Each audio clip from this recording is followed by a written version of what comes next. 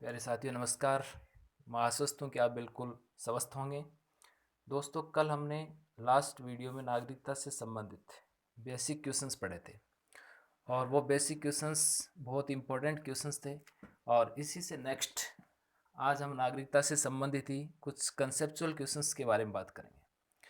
तो नागरिकता से संबंधित जो 10 बेसिक क्वेश्चंस पढ़े थे सीक्वेंस में, उसी सीक्वेंस में आपको मैं रिवीजन करवाता हूँ कि भारतीय संविधान के भाग 2 में अनुच्छेद 5 से 11 तक नागरिकता का उल्लेख है।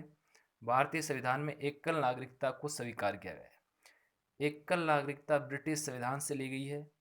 एकल नागरिकता 5वें नंबर के मौलिक कर्तव्यों को पोषित करता है। एकल नागरिकता के आधार पर भारत की शासन व्यवस्था एकात्मक है। संसद नागरिकता के ऊपर कानून बनाने का अधिकार रखती है और संसद को ये कानून बनाने की शक्ति भारतीय संविधान के अनुच्छेद 11 से प्राप्त है। गैर नागरिकों को 9 प्रकार के मौलिक अधिकार प्राप्त हैं। नागरिकता अधिनियम 1955 के तहत 5 प्रकार से नागरिकता की प्राप्ति होती है और 3 प्रकार से नागरिकता की समाप्ति होती है। आंध्र प्रदेश भारत का एकमात्र राज्य है जहां गैर राजपत्रित पदों पर नियुक्त होने के लिए वहां का स्थायी निवासी होना अनिवार्य होता है। तो दोस्तों, आज हम इसी कड़ी में नागरिकता से संबंधित अन्य प्रश्नों का अध्ययन करेंगे। तो नेक्स्ट एग्जाम पॉलिटी एनालिसिस के मंच पर आपका हार्दिक स्वागत है। देखिए दोस्तों, यहाँ पे जो फर्स्ट क्वेश्चन है उसमें कि यदि आपका जन्म 1 जुलाई 1947 से पूर्व होता है तो भारत की नागरिकता प्राप्त करने के मापदंड क्या होंगे। तो यहाँ पे ऑप्शंस हैं। माता पिता दोनों का जन्म भारत राज्य क्षेत्र में हुआ होना चाहिए। पिता का भारतीय नागरिक होना अनिवार्य है।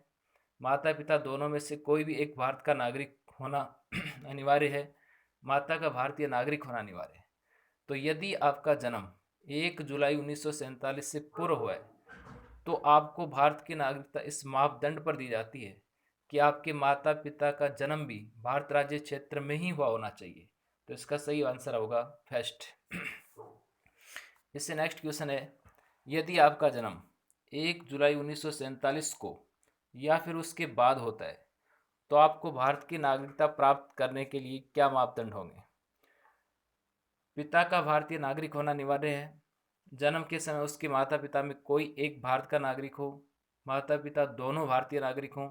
जन्म के समय उसके माता पिता दोनों भारतीय नागरिक हों। तो यदि 1 जुलाई 1947 को या उसके बाद जन्म होता है तो जन्म के समय माता पिता में से किसी भी एक का भारतीय नागरिक होना अनिवार्य होता है। तो इसका सही ऑप्शन होगा बी। तो दोस्तों, यदि 1 जुलाई 1947 से पहले जन्म होता है तो उसके लिए नागरिकता प्राप्त करने के लिए माता पिता दोनों का भारत राज्य क्षेत्र में जन्म होना चाहिए। और यदि 1 जुलाई 1947 को उसके बाद जन्म होता है तो जन्म के समय माता पिता में से अगर कोई एक भी भारत का नागरिक है तो उसको भारत की नागरिकता प्राप्त हो जाती है।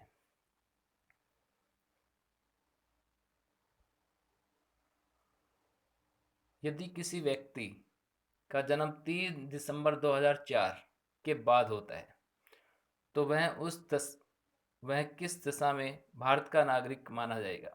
यदि 3 दिसंबर 2004 के बाद जन्म होता है, क्योंकि अनेक संशोधन किए गए नागरिकता में, तो नागरिकता संशोधन अधिनियम 2003 के तहत ये प्रावधान किया गया है कि यदि कोई बच्चा 3 दिसंबर 2004 के बाद जन्म लेता है तो उसको भारत की नागरिकता किस प्रकार से प्राप्त होगी। तो उसके लिए कौन सा मापदंड सही होगा। तो यहाँ पे देखो फर्स्ट ऑप्शन है, यदि उसके माता पिता उसके जन्म के समय भारत के नागरिक हों, दोनों माता पिता में कोई भी एक अगर भारत का नागरिक है और दूसरा अवैध प्रवासी न हो, उपयुक्त दोनों, या फिर उसके जन्म के समय पिता का भारतीय नागरिक होना अनिवार्य है। तो यहाँ पे आपका राइट आंसर है दोनों। तो यहाँ पे कंडीशन रखी गई है, यदि कोई भी बच्चा 3 दिसंबर 2004 के बाद जन्म लेता है तो या तो उसके माता पिता दोनों भारत के नागरिक होने चाहिए उसके जन्म के समय, और अगर ये कंडीशन पूरी नहीं करता है तो माता पिता में से कोई भी एक भारत का नागरिक हो और दूसरा अवैध प्रवासी नहीं हो। इससे नेक्स्ट क्वेश्चन है 4। निम्नलिखित में से कौन जन्म के आधार पर नागरिकता के सभी मापदंड पूरे करने पर भी भारत की नागरिकता अर्जित करने का अधिकार नहीं रखता है। यानी वो भारत राज्य क्षेत्र में ही जन्मा है लेकिन फिर भी भारत की नागरिकता प्राप्त नहीं कर पा रहा है और वो सभी मापदंड भी पूरे कर रहा है। तो वो कौन कौन है? एक तो भारत में जो पदस्थ विदेशी राजनयिक के बच्चे हैं, हमारे यहाँ भारत में जैसे विदेशी राजदूत हैं, जैसे और अमेरिका, ब्रिटेन, जो भी विदेशी राज्य हैं उनके जो विदेशी राजदूत हैं उनके बच्चे हैं, उनका जन्म भारत भूमि पर होता है, लेकिन उनको नागरिकता प्राप्त नहीं हो सकती है। शत्रु देश के नागरिकों के बच्चे हैं, उनको भी नागरिकता प्राप्त नहीं हो सकती है। और विधवा या तलाकशुदा के बच्चे हैं। तो यहाँ पे आपका जो सही आंसर है वह ए और बी दोनों। तो सही आंसर होगा बी। तो निम्नलिखित में से जो जन्म के आधार पर नागरिकता के सारे मापदंड पूरे करने पर भी नागरिकता अर्जित करने का अधिकार नहीं रखते हैं, वो भारत में पदस्थ विदेशी राजनयिक के बच्चे और शत्रु देश के नागरिकों के बच्चे। इससे नेक्स्ट क्वेश्चन है, मूल संविधान यानी कि 26 जनवरी 1950 को अनुच्छेद 5 के अनुसार ये तय किया गया कि कौन सी श्रेणी के लोग भारत के नागरिक नहीं बन पाएंगे। तो यहाँ पे देखो ऑप्शंस हैं, यदि उसका जन्म भारत में ही हुआ है 26 जनवरी 1950 को या उसके बाद, माता पिता में से किसी एक का जन्म भारत में हुआ है, संविधान लागू होने के 5 वर्ष पूर्व से वो भारत में निवास कर रहा है, और डी ऑप्शन है संविधान लागू होने के 3 वर्ष पूर्व भारत में निवास कर रहा हो। तो यहाँ पे वो व्यक्ति नागरिक नहीं बन सकता है जो 3 साल पहले से ही निवास कर रहा है। बाकी तीनों कंडीशन में कोई भी अगर एक कंडीशन पूरी कर रहा है तो इसका मतलब वो भारत का नागरिक बन सकता है।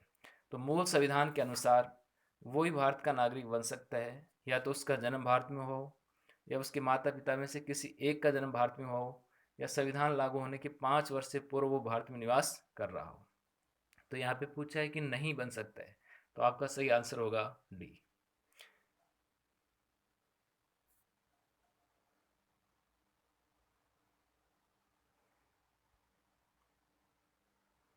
इससे नेक्स्ट क्वेश्चन है दोस्तों, यदि कोई व्यक्ति जिसका जन्म 26 जनवरी 1950 को या फिर उसके बाद, परंतु 10 दिसंबर 1992, 26 जनवरी 1950 और 10 दिसंबर 1992 के बीच में होता है, और वो भी विदेशी राज्य में होता है, भारत भूमि पर नहीं होता है, तो वंश के आधार पर भारत की नागरिकता प्राप्त करने के सही मापदंड क्या होंगे? यानी कि वंश के आधार पर आपको नागरिकता कैसे मिल सकती है यदि बच्चे का जन्म 26 जनवरी 1950 को या उसके बाद, लेकिन 10 दिसंबर 1992 से पहले होता है। तो यहाँ पे ऑप्शन हैं, उसके जन्म के समय उसके माता पिता दोनों भारत के नागरिक हों, उसके जन्म के समय उसकी माता का भारत का नागरिक होना अनिवार्य है, उसके जन्म के समय उसके पिता का भारत का नागरिक होना अनिवार्य है, उसके जन्म के समय माता पिता में से किसी एक का भारत का नागरिक होना अनिवार्य है। तो यहाँ पे देखो इस प्रकार का अगर व्यवस्था है तो उसके जन्म के समय पिता का भारत का नागरिक होना अनिवार्य होना चाहिए। तो ये व्यवस्था थी कि यदि वंश के आधार पर आपको नागरिकता प्राप्त करनी है और बच्चा 26 जनवरी 1950 को या उसके बाद 10 दिसंबर 1992 से पहले जन्म लेता है, तो वो तभी भारत की नागरिकता प्राप्त कर सकता है वंश के आधार पर जब उसका पिता भारत का नागरिक हो। यदि माता भारत का नागरिक है तो उसको नागरिकता प्राप्त नहीं होगी, पिता का भारतीय नागरिक होना अनिवार्य है। इससे नेक्स्ट क्वेश्चन है 7, किस नागरिकता संशोधन अधिनियम के आधार पर, यानी कि नागरिकता संशोधन अधिनियम पूछा गया है, यह प्रावधान किया गया है कि यदि किसी बच्चे का जन्म 10 दिसंबर 1992 को या उसके बाद भारत राज्य क्षेत्र से बाहर होता है, यानी विदेशी भूमि पर होता है, तो उसके जन्म के समय उसके माता पिता में से कोई भी भारत का नागरिक है तो वह वंश के आधार पर भारत का नागरिक होगा। तो दोस्तों यहाँ पे लिंग भेद था पहले जो 6th क्वेश्चन पढ़ा है कि केवल पिता ही भारत का नागरिक होगा तो ही भारत की नागरिकता प्राप्त होगी। इसी लिंग विषमता को दूर करने के लिए नागरिकता संशोधन अधिनियम 1992 में लाया गया, जिसके तहत यह व्यवस्था की गई कि यदि जन्म के समय माता पिता में से कोई भी भारत का नागरिक है तो उसको भारत की नागरिकता प्राप्त हो सकती है। तो ये नागरिकता संशोधन अधिनियम 1992। इससे नेक्स्ट क्वेश्चन है, नागरिकता संशोधन अधिनियम 2003 जो 3 दिसंबर 2004 को प्रभाव में आया था, विदेशी राज्य में जन्म होने पर भारत की नागरिकता प्राप्त करने के लिए कौन सी शर्त नहीं रखी गई है? तो यहाँ पे व्यवस्था की गई कि यदि आपको वंश के आधार पर नागरिकता प्राप्त करनी है और बच्चे का जन्म 3 दिसंबर 2004 के बाद होता है, तो भारत की नागरिकता प्राप्त करने के लिए कंडीशन ये रखी गई कि माता और पिता दोनों को भारतीय होना आवश्यक है, और यदि ऐसा नहीं है तो उन दोनों में से किसी एक का भारतीय और दूसरा अवैध प्रवासी नहीं होना चाहिए। तो देखो यहाँ पे ऑप्शंस हैं।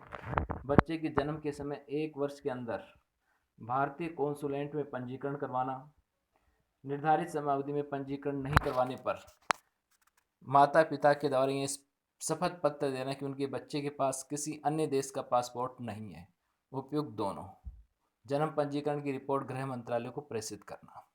तो यहाँ पे देखो नहीं है पूछा है, तो नहीं है इसका मतलब रिपोर्ट गृह मंत्रालय को प्रेषित करना, ये इसमें गलत है। तो 3 दिसंबर 2004 के अनुसार वंश के आधार पर नागरिकता प्राप्त करने के लिए बच्चे के जन्म के 1 वर्ष के अंदर अंदर भारतीय जो दूतावास होता है उसमें आपको रजिस्ट्रेशन करवाना है। और यदि आप समय पर नहीं करवा पाते हैं तो उनके माता पिता के द्वारा ये शपथ पत्र देना पड़ेगा कि उनके बच्चे के पास किसी अन्य देश का पासपोर्ट नहीं है। नेक्स्ट क्वेश्चन है, कौन से नागरिकता संशोधन अधिनियम के तहत पंजीकरण के द्वारा नागरिकता अधिग्रहण का समय 6 माह से बढ़ाकर 5 वर्ष किया गया? तो 6 माह से बढ़ाकर जो 5 वर्ष किया गया था वो 1992 के तहत किया गया था। प्राकृतिक रूप से भारत की नागरिकता प्राप्त करने की निम्नलिखित में से कौन सी शर्त नहीं है? यानी कि आपको प्राकृतिक रूप से जो नागरिकता प्राप्त होती है उसमें कौन कौन सी शर्त रखी गई थी, लेकिन यहाँ वो शर्त कौन सी नहीं है? भारत सरकार की सेवा में कम से कम 11 वर्ष तक कार्यरत रहना, उसका चरित्र अच्छा तथा 8वीं अनुसूची में किसी एक भाषा का नॉलेज होना चाहिए, उसका व्यक्तित्व अच्छा होना चाहिए, भारतीय संविधान के प्रति निष्ठा की शपथ लेनी होगी। तो प्राकृतिक रूप से भी यहाँ पे आपको नागरिकता प्राप्त हो सकती है। तो यहाँ पे प्राकृतिक रूप से नागरिकता प्राप्त करने की ये कंडीशन है, इसी प्रकार ये भी कंडीशन है और ये भी कंडीशन है। यानी कि कम से कम 11 वर्ष होनी चाहिए भारत सरकार की सेवा में, 8वीं अनुसूची में से वर्णित किसी एक भाषा का नॉलेज होना चाहिए और भारतीय संविधान के प्रति उसकी निष्ठा की शपथ भी उसको लेना होगा। व्यक्तित्व से कोई वहाँ पे हास्य नहीं है। तो आपका सही आंसर होगा सी। कौन सी शर्त नहीं है? तो सही आंसर होगा सी। बहुत बहुत शुक्रिया, धन्यवाद दोस्तों।